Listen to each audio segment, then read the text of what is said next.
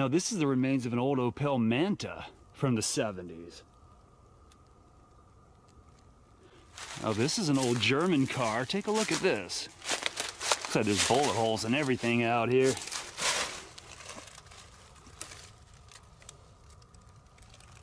Look at that, Manta 1900. Here's the wheels.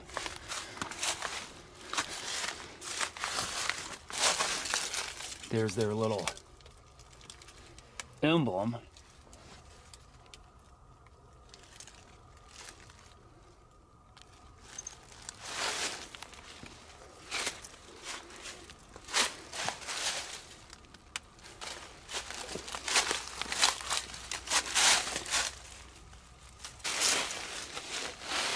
This looks like an old vintage station wagon from the 70s. I love the green.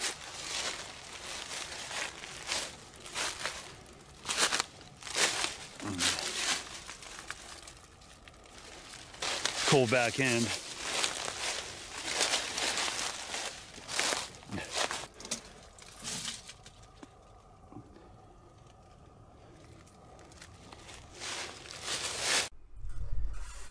Yeah, after looking into this, I'm pretty sure that this is a 1960s GMC 427 COE Cabover, and I believe it's a fire. The more I looked into it, yeah, it's a fire truck from the 60s, and yeah, I was so glad to find this because you cannot find a lot of these. I mean, you know, a lot of Cabovers are sought after, so I was kind of surprised to see this just sitting there, you know, just sitting along the sides, just sitting in the West Virginia mountains, just rusting. But if this was fixed up, it'd be pretty cool.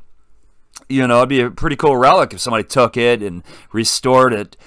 But yeah, old fire truck, yeah, 427. The 427 seemed to be stripped off the side, but I looked at another one real similar, and yeah, same body style and all that. And it was some young man had gotten one and fixed it up, and you know, same look, same body style, and so very cool. So neat.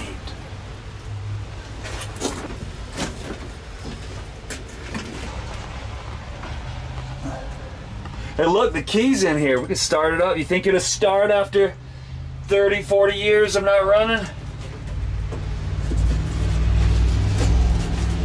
Look how vintage this is.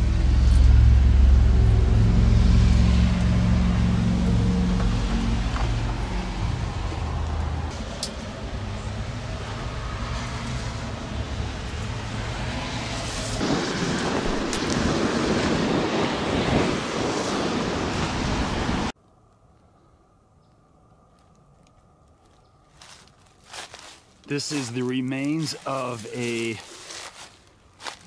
1975 AMC Pacer. I cleaned this off the best I could. I just wanted to see how bad the rust was. Like, I was just kind of curious if this could be saved. You know, somebody who knows what they're doing, you know. Because now AMC's, you know, AMC's made some really cool cars. I hate people come out and strip the letters off. They strip the name off. Here's the hatchback area. Good storage area. So it looks like Shaw Motors, Elm City, North Carolina is where this was sold at. Cross Country, Wilson, North Carolina. Okay, it was originally, I guess, in Wilson, and then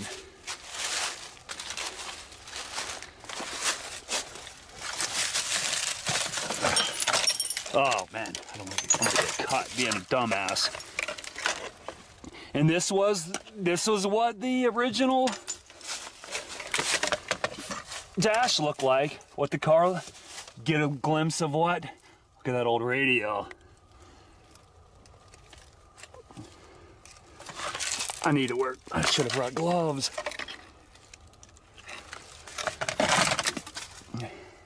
And this was a obviously an automatic transmission. They came in 4 speeds as well.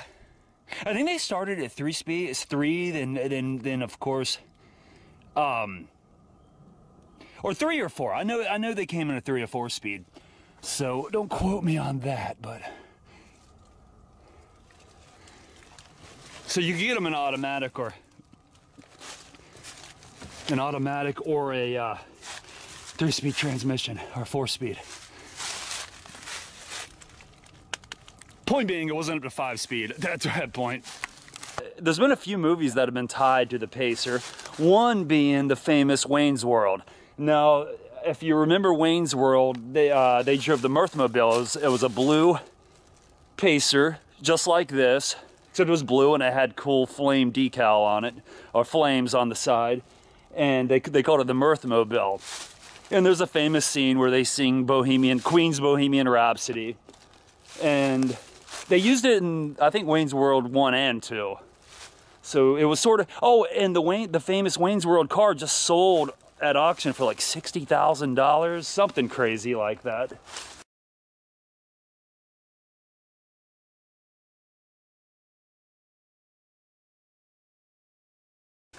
The Pacer was also used, it was the villain in the Disney Cars cartoon, the Cars movie. You know, they made a couple of them, 2 or 3, but the Pacer was one of the antagonists in the film. Like the villain car in the film, and actually the Pacer in that film looked like this Pacer. It was yellow and it looked like the '75 hatchback coupe.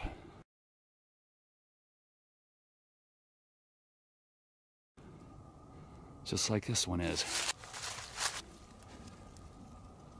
Oh, cool, look at the key. Yeah, it has a key entry to the gas tank. That's cool.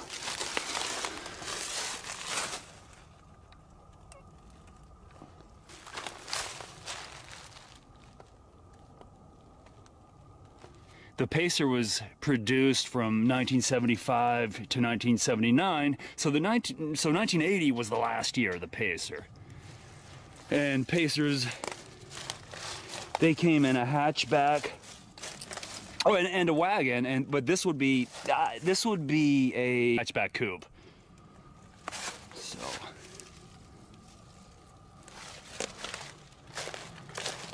let me see. Another cool thing about the Pacer is they had hidden windshield wipers, so you couldn't really see them. They kind of were hidden under the dash, and of course the hood opened from the windshield, as you can see. So it was just a little bit different, and they were known for their great big back, their back glass.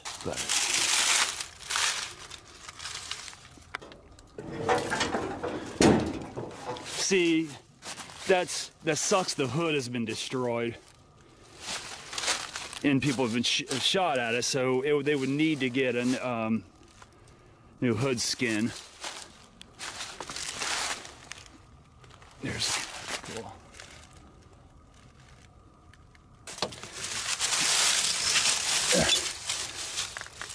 I'm trying to see how bad the rust is on the bottom, but so many leaves in it. Yeah, it might be too far gone, but you know, hey, people have done more with a lot less. AMC, in my opinion, made some cool cars in the 70s, you know, being the Gremlin, the Pacer, the Hornet, and a few others, you know, as the years went on. But the Gremlin's my favorite, especially the Gremlin X. Very cool. Oh, the Pacer also made a Pacer Stingray. Or no, I'm sorry, Pacer Stinger. And it was kind of cool. The back looked like they did like bumblebee stripes on the back. So it was kind of cool how they modified it as the years went on. It didn't last a lot of years though, like I said, you know, 75 to 79. So the 1980 AMC Pacer was the last year.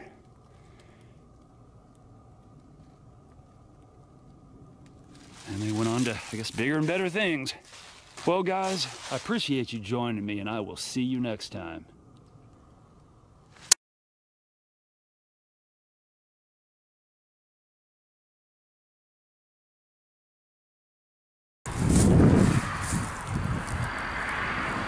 You don't see too many international wagon style trucks. But yep, that's the L110 series, and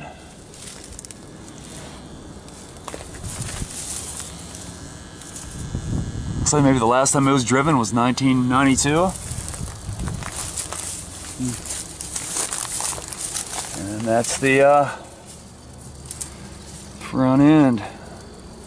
That's the international logo.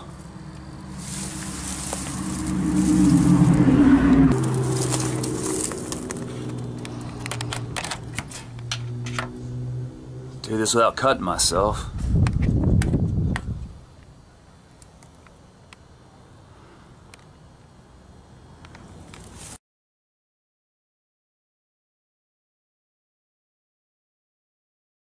Here's an international.